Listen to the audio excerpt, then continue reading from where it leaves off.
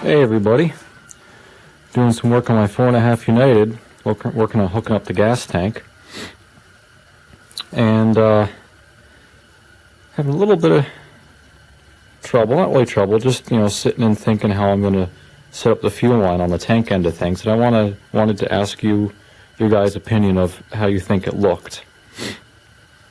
Because no matter how much you plan something out, you're always going to have to modify it a little bit. So, I got the mixer end all set, although that quarter-inch brass pipe, it's too long. See, it's hanging out there. I'm going to have to cut that shorter and rethread it.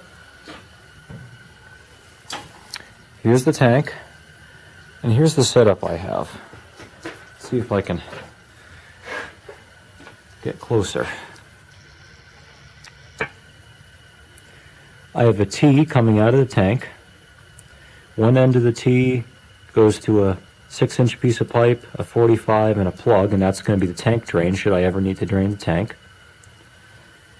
The other end goes to a shut-off valve, a 150 mesh Y strainer, and then represented by that white piece of wire there, because I didn't want to bend it yet, of course, I'm going to have a piece of 3/8 copper fuel line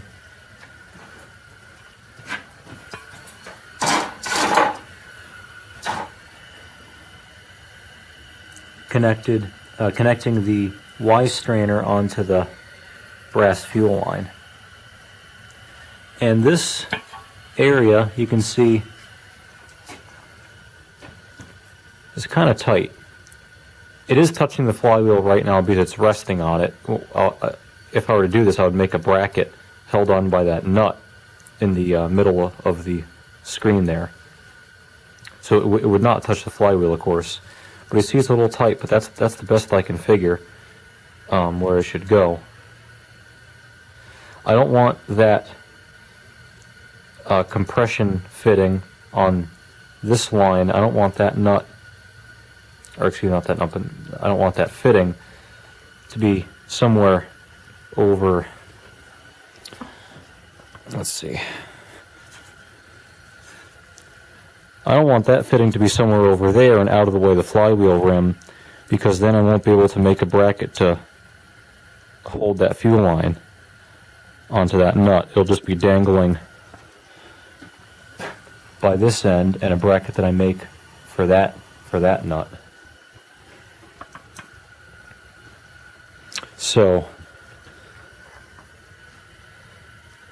that's the best I can come up with now. Of course, yeah, I didn't need the Y strainer. I could take that out of the equation and shorten things up, but I do want a fuel filter on it because it's a big fuel tank, and if stuff gets in there, I don't want to have to drain the whole tank and slosh it around and everything to clean it out. And another note, the reason I'm using flexible line here, represented by that wire, is I may need to raise or lower that tank to get the correct amount of head to operate the horizontal check valve. I was talking with a guy with a 6-horse Associated, and he said that the bottom of the tank needed to be about an inch higher than the inlet on the mixer for it to operate. But I don't really know how my engine will work. I'm sure each one's a little different, and I would like to tune it just right. So you'll see I just have it blocked up with wood right now.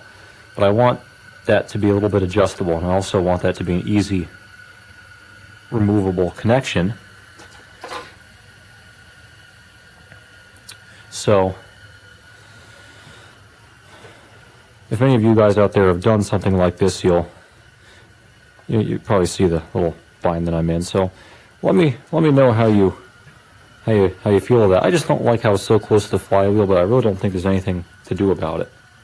I don't think it'll look that bad when it's done.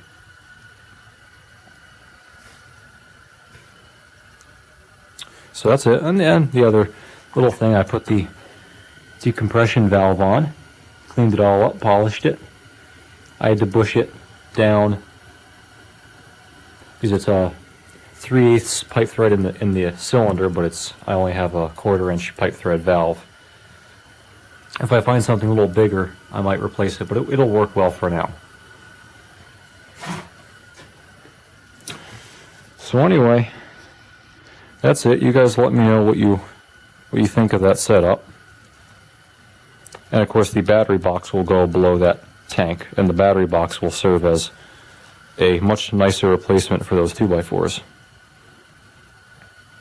So thanks for watching. Let me know. Leave a comment or a suggestion. And let me know what you think. So thanks for watching, and thanks for your input. And as always, stay tuned for more. Because it's a little cold and rainy and crappy outside, so I'll be able to get some nice work done on this engine. Thanks for watching, guys. Leave a comment. Come back for more.